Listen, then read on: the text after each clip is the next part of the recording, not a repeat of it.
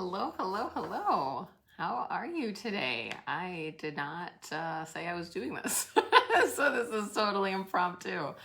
But I plan to start actually coming live on Wednesdays.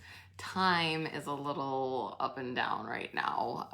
Today was my kid's first day of school, and I totally thought I was going to do this morning. And then I was like, right, first day of school chaos. That's not happening. So I'm here now. And I'm actually inside for once, which is super rare. I prefer to do lives outside, but it's really hot and sticky here today. So I'm inside at a desk, which is super weird. But I wanted to talk to you a little bit today about starting a business. I have a series starting next week called Starting from Scratch. And that is really what it's about, is how to start a business from scratch. Everywhere that you've decided that you can't have a business or don't know how to have a business, or that it's too hard, or that you'd never be able to succeed, or all the judgments that come up when you think about the idea of starting a business. First of all, we destroy and uncreate all of those. Right, wrong, good, bad, pot, pock, all nine shorts, boys, and beyonds. And if you've never heard that before, that is the Access Consciousness Clearing Statement. And if you'd like more information on that, you can go to theclearingstatement.com. And Dr. Dane here explains it very eloquently. But basically, it's just like a magic wand. Like, you bring up the energy of anything that isn't working for you, and when you use the clearing statement, it just sort of like knocks that out.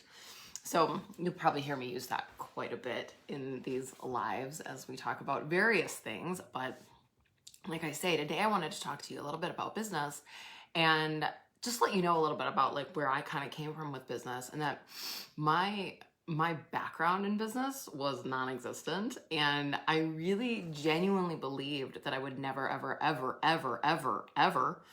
start a business, because it didn't make sense for the way that my brain worked. At least that's what I told myself, and that like business people thought a certain way. And my dad was a businessman. He owned a business, and I didn't like how he did business. It wasn't how I would do business. And he always seemed very, very stressed. And it was as though he was trying to like, I don't know, it was like, it wasn't like a paycheck to paycheck thing, but like that was the energy of it. It was always like feast or famine. Like he always felt like, even though I have money right now, I don't know that I'll have money next week. And I never know where the next, cash is coming from. And so we always sort of lived in this state of like no money, even though we had money. But it was like the mindset that he had was that like there was never going to be enough money. And so everything felt very limited, even though we actually, I think, had a good amount of money. And so I vowed to never want to do that, and that it made more sense to me to work for somebody else, to have a paycheck coming in, so that I always had this, I was predictable, so that I'd have the same amount of money coming in week after week, and I could budget my life, and everything could be like figured out. And that to me was way easier, I thought. And then, I started, let me get some water here. A few years into like working for other people, I started to really get how limited I felt. And that like today is my kid's first day of school, and I acknowledging today that for the first time ever, I didn't have to take the day off a month in advance, tell everybody I couldn't work because it was my kid's first day of school, have people judge me for it, have people get upset about it. Today, I saw a few patients this morning after I took my kids to school. I took a break to come home. I'm going to go get them in a little bit, and then I'm going to go back and see a few more patients later today. And that works for me. And I didn't have to answer to anybody. And I was like, oh, that. But that is what I was really asking for when I was working for somebody else, is that every time I had to ask for a day off with tons of time in advance, or have to like know what my life was going to look like, as much as I wanted things to be predictable, I started to hate how predictable it had become, because everything was just that. It had to be done a certain way and on somebody else's timetable, on somebody else's schedule. And I was only able to make a certain amount of money. And so everywhere that I had like decided it was a good thing to know exactly how much money was coming in, had turned into something where it was the opposite of that. It became that I could only make that amount of money and nothing more. And so while predictable was nice in the beginning, especially when I was younger, I mean, that was all my judgment, right? It started to be like, oh, this has actually become a limitation, and I can create so much more if I wasn't working for somebody else. But the idea of going out on my own was really, really scary. And also, like, what kind of business did I actually want to create? And I started doing life coaching specifically for a while because I could still do that and hold a job as a psychologist. And then that's how I found Access Consciousness. And then, like, the story kind of goes from there. And now most of my business is Access Consciousness and psychotherapy. But it morphs and changes all the time, and I add things to it, and I sort of let things go, and I still do hypnosis sessions here and there, and I do other things that work for me. But it doesn't have to like look like a very specific thing anymore because I get to make the rules, which has been the greatest gift. But if I look back, my husband has an MBA, and when he was getting his MBA, I would read through his stuff and I would be like, this doesn't make any sense to me. There's no way I could ever be in business because I can't. It just sounded like total gobbledygook to me. Nothing made any sense. And it was like my eyes would glaze over and I was like, oh, my brain literally doesn't do this. I would tell people my brain doesn't do this. And I was wrong. But what my brain doesn't do and what I don't do is this reality business. The way that you're supposed to do business in this reality very linearly to like have a step 1, step 2, step 3, and it has to be done this like exact way. I've actually tried that and it has not gone well. But as soon as I was able to come out of that mindset of like how it was supposed to be, is when business actually started working for me because I started using the tools of Access Consciousness. I started asking questions. Hey, business, what would you like to be? What is the energy of my business? If I was being me in business instead of what everybody else says I'm supposed to be in business, what would that actually look like? And as I started to play with more questions about what my business was and was becoming, and started to actually have conversations with my business instead of trying to go into computation and thinking, and actually started asking questions, that's when things started to show up in ways I can't even imagine. That like I never thought I would be here. I never thought I would be able to make my own schedule, live my life the way I wanted to live it, make more money than I've ever made doing it, and be able to have a Facebook Live with you in the middle of Wednesday. This is not something that was ever a reality that I thought that I could have. And so I'm telling you all of this because everywhere that you've decided it's impossible for you or that you don't get it or that it doesn't make sense to you, would you be willing to destroy and uncreate all of that? Right, wrong, good, bad, pot, pock, all 9 shorts, boys and beyonds. And would you be willing to ask what else is possible for me in business? And what is possible for me that I don't think is possible, that if I allowed the possibility, would actualize a different reality with money, with business, with the way that time looks, with the way that your days look, with all the things that like sound appealing about business, but then you go into this like, I can't. If you were willing to let go of all of those points of view and actually every time that came up for you, go into interesting point of view.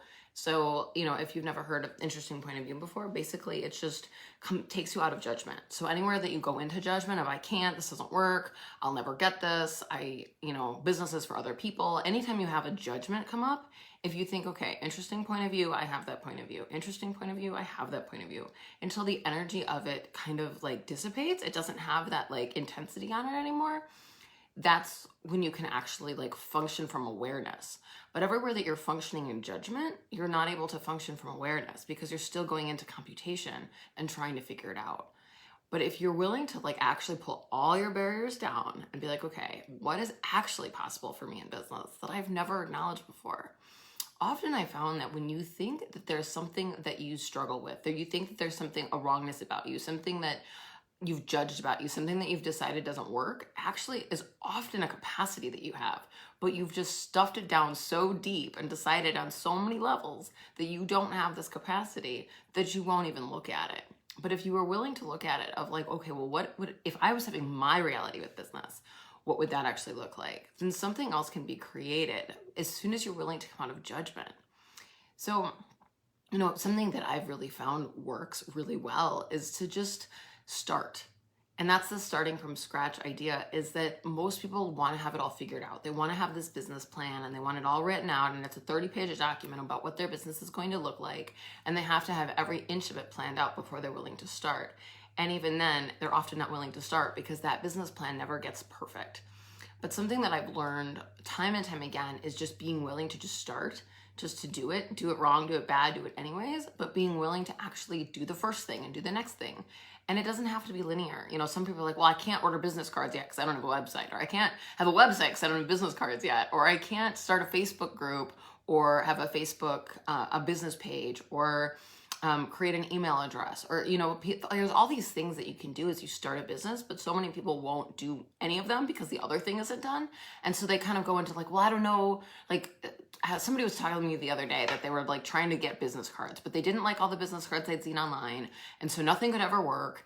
And they didn't know what they were going to do. And so they would like, their business wouldn't start. Like they wouldn't go forward because they couldn't find the perfect business card. And it's like, all right, well, what if you just ordered business cards? And what if they didn't have to be perfect, but you ordered one round of them? I've changed my business card, I think 5 times, and it will probably continue to change. Because every time I order new ones, I'm like, oh, I'm bored of that. Let's do something different. But that's the joy of it. It doesn't have to be like the same thing. And there's so much stuff around branding, and like whatever you pick right now has to be the same colors you always use, and it has to be the same font, and you have to have your brand. And so you have to create your brand before you can create anything else in business.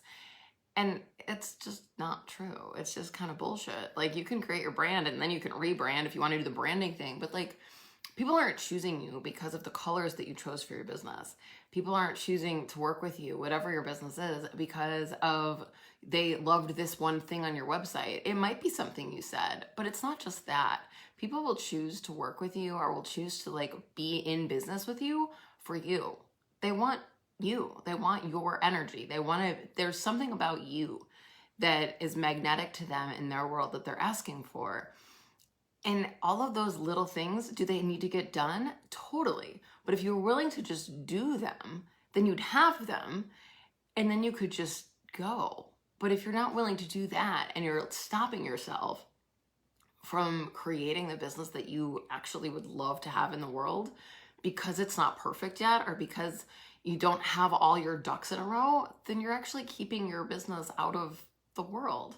And what if you actually being willing to be you in business is what would create the future, is what would create the world as a different place than it is right now? And so what a injustice you're doing by not willing to be that and not willing to actually put that out into the world, whatever that is.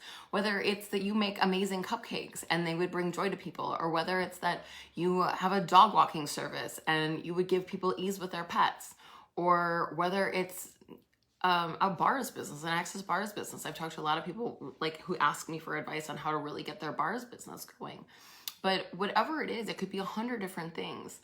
But some part of it is this like joy of you and your being, that when you get that out into the world, then you create something.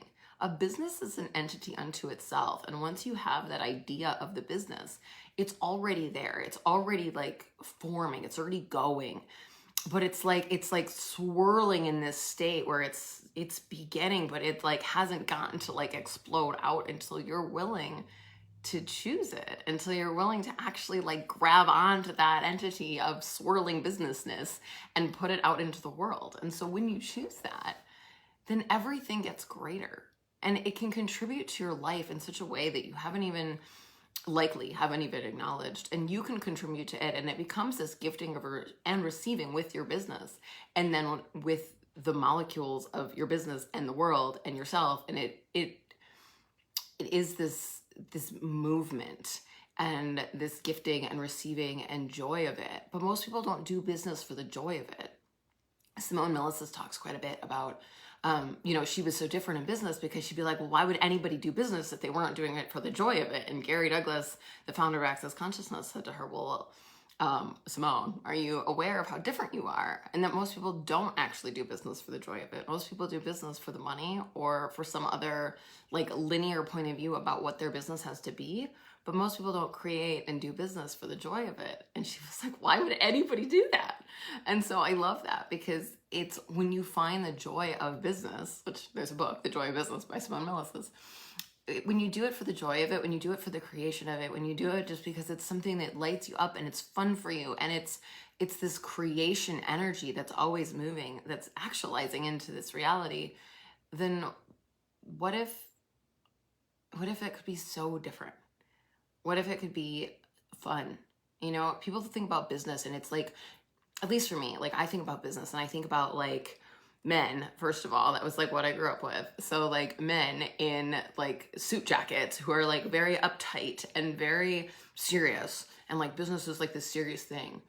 And I realized, I mean, everything matters, first of all, right? Wrong, good, bad, fuck, online shorts, boys, and beyonds. But that was my point of view growing up about what business had to look like. And as an adult now, and you know, in the tools of access consciousness, I see how much fun business can be and how you can actually be totally yourself in business. Because the greatest joy for business for me has been that I get to be me. I don't have to be what somebody else tells me I'm supposed to be. I don't have to fit a job description that was put on me by somebody else. Instead, I get to be completely me in business. And what a joy and a gift and an ongoing creationship I get to have with my business. So I'm wondering what it is for you. What is it that you would really like to have as a business?